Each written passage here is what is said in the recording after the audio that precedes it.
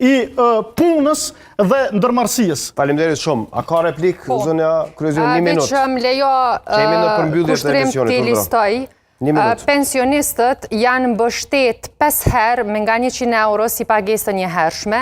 Shto këto edhe faktin që në tetor të 2024 ka pas rritje në 20% të pensionit bazë e në tetor të 2025 nga 120 pensioni bazik është rrit në 150.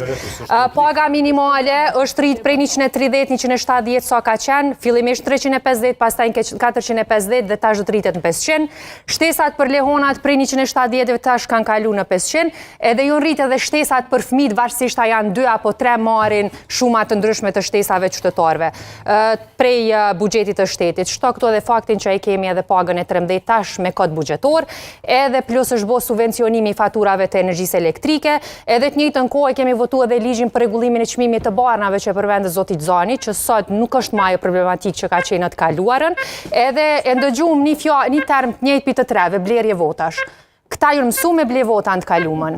Po kjo nuk do të thotë që edhe na qeverisim njëjtë si këta tu ble vota, sepse këta tu i ble votat sot janë 15, 22 edhe 6 deputet, e na në 51% tu punu për mirëqenien e qytetarit të Republikës.